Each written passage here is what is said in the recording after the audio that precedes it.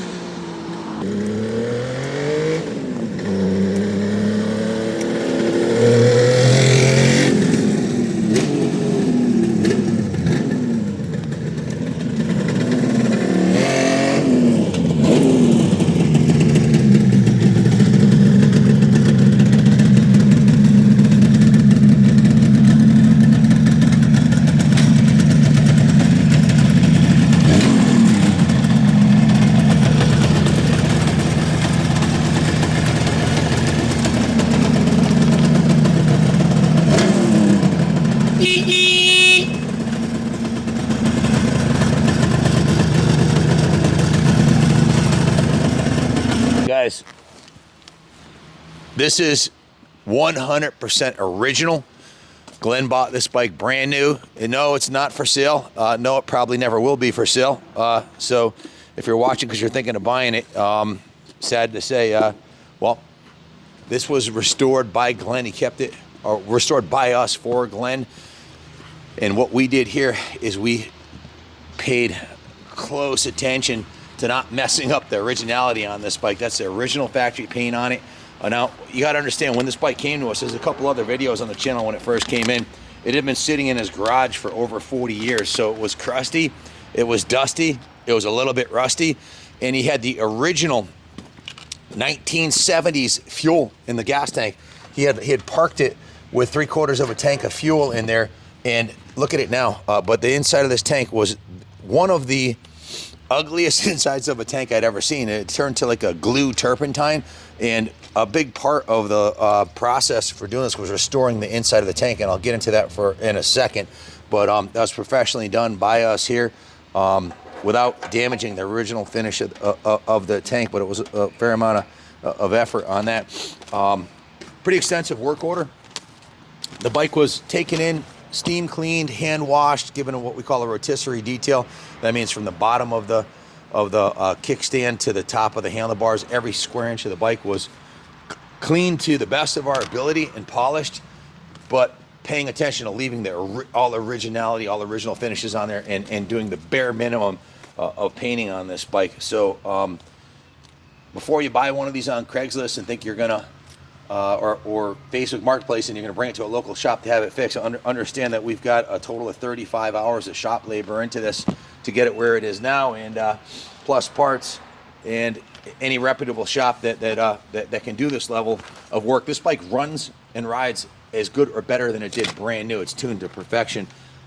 You're better off buying one done, is what I'm saying. But if you have one that you want restored, it can be done, but it is time consuming and expensive. So starting with the tires, it had the original 70s tires on it. So we put a brand new 325 by 19 IRC period correct front tire. Still has a hairy nubs on it. The wheel was cleaned. The inside of the rim was cleaned. A new rim band, new tube was put on. The front brakes were dismantled, cleaned, and serviced. The chrome on the wheel was polished. The front forks were polished. We took the front forks right off the bike and replaced the fork seals and the fork oil and the fork rubbers. You can see, if you zoom in on those, Ronnie, you can see that these are the original fork uppers and lowers, and there's a little bit of pitting on there. So the brand new fork seals are weeping a tiny bit, but that's because of the pitting on there. But there are new fork seals and new fork rubbers. The original chrome was polished. The front stainless fender was polished. The original fork ears and headlight and everything are intact and in good condition. Those are restored to the best of our ability without changing the original finishes. Guys, it even has the original factory grips on here. All original cables are intact. It has 15,000 miles on it. So let's see here. We got 3 pages of notes. The rear tire was replaced with a new 400 by 18 IRC GS11 period correct rear tire with a new tube, new rim band. The rear brakes were dismantled, cleaned, serviced, and reinstalled. The fuel petcock needed to be replaced, so we put a brand new fuel petcock and fuel lines on it after we had restored the inside of the tank. It's got a new battery. The engine compression remarkably tested at 220 psi in the left cylinder. The middle was 200 and the rear was right cylinder, was 190. So very solid compression. We haven't tested it after we ran it. They probably are a little bit closer. Sometimes the compression will come up after you're running for a while, but I was surprised that engine compression was that good, indicating Glenn never really beat on this bike. He just putted around on it. We replaced the battery and put new battery cable leads on it. We completely dismantled the entire carb system, cleaned it in the carb clean tank, and removed all the jets, cleaned the carb, cleaned the slides, thoroughly rebuilt, cleaned, and tuned the carbs. We lubed and adjusted the cables. You can see it has a new gold chain on it on the back there. Replaced the chain, serviced the brake cable, and cleaned the drum, front and rear. Completely tuned the bike once it was put all back together, tuned and synchronized the carbs and adjusted everything to the best of our ability. Replaced the clutch cover gasket and the shift shaft seal. I had already mentioned replaced the fork seals. The handlebars, the chrome was completely shot on it, so we bought a replica set of original style bars that replaced the handlebars. And the bar mount bushings right here, these bushings that the bars are mount were completely decayed, so the handlebars would wobble back and forth about an inch. So we replaced the bar mount bushings. The foot peg rubbers, these were completely decayed. The original ones are 53 years old, so we put new foot peg rubbers on it for the passenger and for the rider. The gas tank, we actually had a soda blast the inside of the gas tank and then soak it in the rust remover, and then we had a Caswell seal it. So it was like really like a 5-step process. The inside of the tank was washed out, cleaned out, then baking soda blasted, then dried, and then Caswell sealed. So again, new fuel lines. The airbox, Glenn had dropped off the airbox. This is the original factory airbox on here. The rubbers needed to be replaced, so we had to buy new rubbers for it. But this is one of the reasons I don't like restoring bikes for other people. We lost the original airbox. This is a 53-year-old motorcycle, so we had to go online, find a new replacement airbox and buy it at our expense. So it happens, we got, hundreds of motorcycles here, and when bikes come in with parts not attached to them, like Glenn handed us the airbox, if I remember correctly, and we lost it, promptly lost it. So that is a 1970 Kawasaki H1 airbox that we had to buy and reinstall on there. So the airbox and a new air filter were installed. The steering stabilizer was completely shot on it, so we bought a new steering stabilizer and put a new steering stabilizer on it. The mechanic himself did the work on the bike. Yeah, it took him several days to get everything dialed in on it, and this is what we remember that we did to the bike. It's been in here for a little over a year that we've been working on this on and off, and it's finally done, and I really enjoyed doing the riding demo on it. So the pretty much a new gear lube, new spark plugs, new gasket set for the engine, new complete engine seal kit, new fork seals, new fork dust covers. I think I pretty much covered.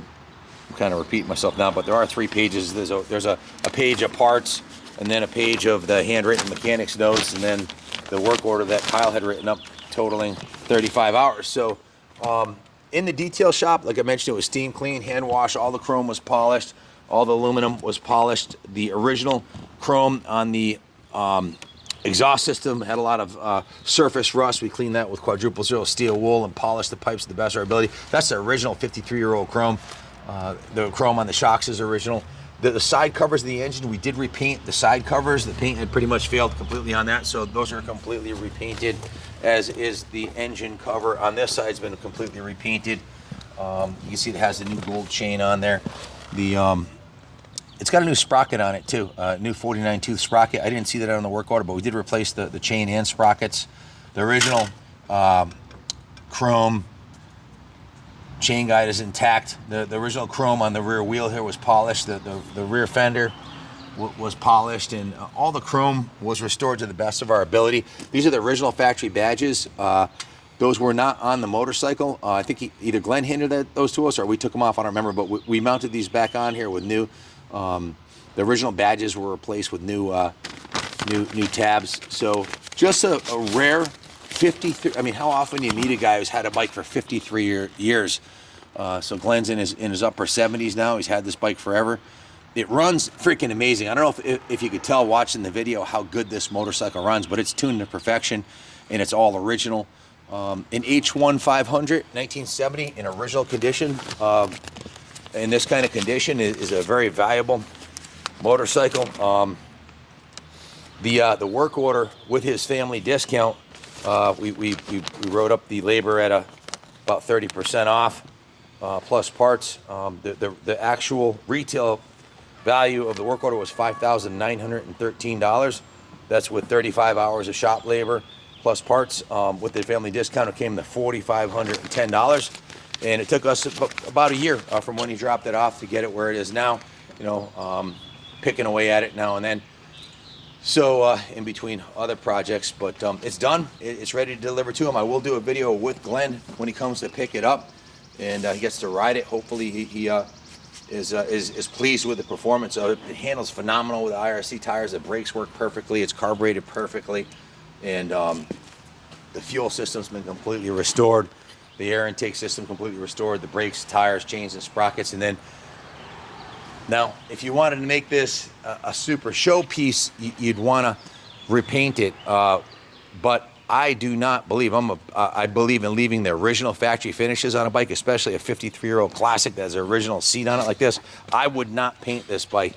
If I had to have a brand new paint job on it, I'd buy another set of tins and I'd preserve these. It's just too rare to find them with the original tins. So again, this one's not for sale. I just wanted to pay the homage and respect that Glenn deserves for a 53-year lifetime love affair with this bike that he put on the back burner as a single dad raised his daughter and worked his ass off. Glenn works for Overhead Door. In fact, every overhead door in this facility, there's, let's see, 1, 2, 3, 4, I think 5 of them have all been purchased or repaired by Glenn and his guys. My 5 garage doors at my house were all purchased from Glenn in 2006. I've done a lot of business with him. I think I purchased like 12 overhead doors. The biggest one's 16 foot wide by 10 foot tall. So I've spent a lot of money with Glenn's company, and I normally don't, we're not taking new clients right now for this kind of work. Although, you know, I wouldn't discourage you from calling us and asking if you had a unique project that I thought we'd want to do. We're just not taking new clients at this point, and I took this on for Glenn because well, he's been a 20-year friend and also a vendor of ours. So I felt like I owed him the favor, and we did this on a reduced rate to just cover our overhead of having the veterans like the Manic Mechanic. He's the Manic Mechanic is a highly skilled, highly compensated, the best tech that we have. Him and Jimmy and Wizard, they're all legends in their own right. They've been around the industry for a long time. Bill Blythe, I've worked with Bill Blythe since I was 17 years old. He's in his 60s now, so we've been doing this our whole lives. So not many shops could take a bike that had been sitting for 40 years with a severely decayed gas tank and needing a total, and get it to run this good and be able to restore the cosmetic features of it. That's what we do. And this was done and kept original. It's worth the most in original condition.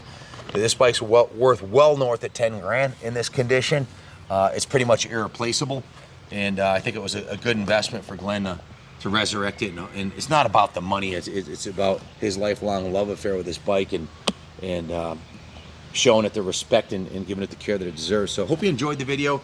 I haven't had an H1 come in original like this ever. I've been doing this full time since 2013, 10 years, and part-time since my first shop. I opened on 175.5 East Main Street back in the 80s, 40 years ago. So I had a shop on East Main. We're on West Main now, but I've been doing this forever, and I have not had an H1 500 this stock and original come in the last 20 years, certainly the last 10 years of doing this, over 7,000 bikes. So it's pretty cool seeing an original like this. Hope you guys enjoyed it. Thanks for watching. I hope you enjoy the bike, Glenn, as much as I did riding it. I'm sure you'll be thrilled to get back in the seat and bring back those memories. That's what it's all about when you hop in the saddle and you think back of what it was like when you were 20 years old when you bought this thing. Hopefully a lifetime of memories will come flooding back. And for you guys that listen to this thing, I'm sure you guys, if you're still watching the video, this bike might mean something to you. You had a friend who had one, or you had one, and it brings back memories. That's what it's all about. So this one's a diamond for sure. This is going to be on display on the 3rd floor of the New England Motorcycle Museum. So if you come in this weekend, the bike's going to be here for a while. It's been here for over a year. It's going on display in the museum as long as Glenn wants to keep it here, or if he wants to pick it up and take it home. It's ready to go. It's ready to ride to the beach, or to the bike show, or to Laconia. So hopefully he'll have a lot of fun with it. Is the gas on? Did I do a rookie move and turn the gas off? Oh, gas is on. Turn the gas on, dummy.